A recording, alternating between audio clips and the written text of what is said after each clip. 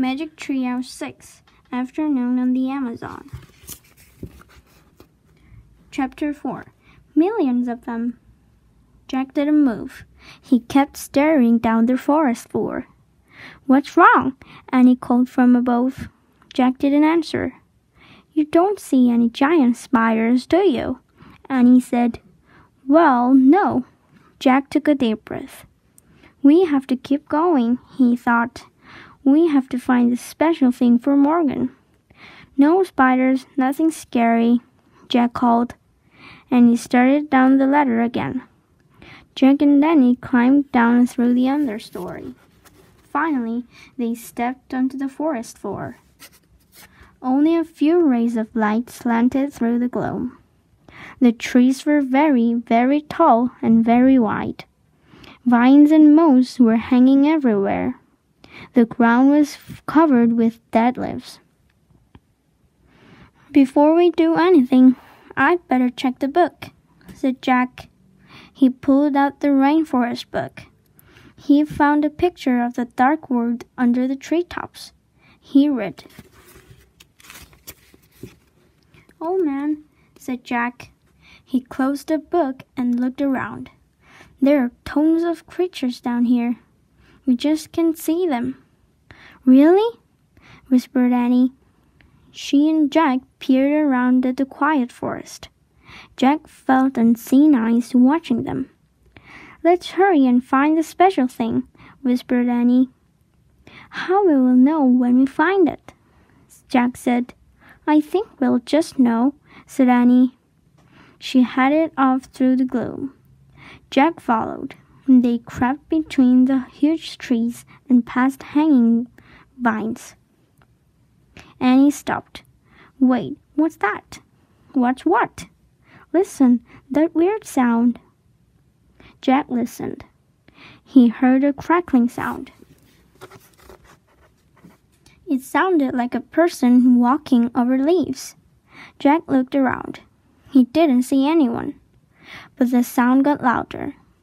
Was it an animal, a giant bug, one that had never been named? Just then the silent forest came alive. Birds took off into the air. Frogs hopped over the leaves. Lizards ran up the tree trunks. The weird noise grew louder and louder. "Maybe the book explains it," said Jack. He opened the book. He found a picture of different animals running together. He read. "It's army ants," cried Jack. "Millions of them." "Where?" cried Annie. Jack and Danny looked around wildly. "There!" Annie pointed. Army ants, millions and millions of them, were marching over the leaves. "Run to the treehouse!" cried Annie.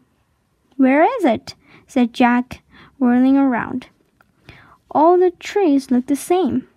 Where was the rope ladder? "Just run!" cried Annie. Jack and Annie took off. They ran over the dead leaves. They ran between white tree trunks.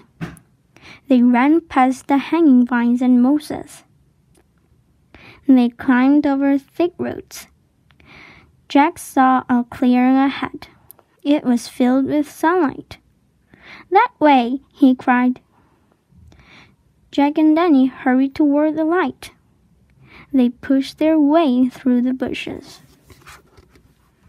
They burst onto the bank of a river. They stared at the slow-moving brown water. "Do you think the ants will come this way?" Annie said, panting.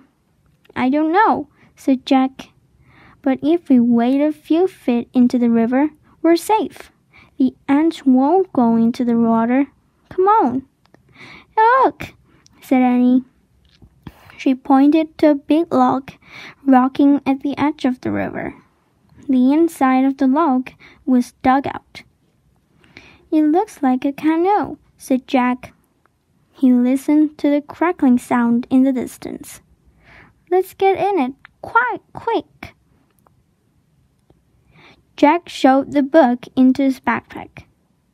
Then he and Annie carefully climbed into the dugout log. Annie leaned out of it. She pushed away from the bank with her hands. "Wait," said Jack. "We don't have paddles." "Oops," said Annie. The canoe started moving slowly down the muddy river.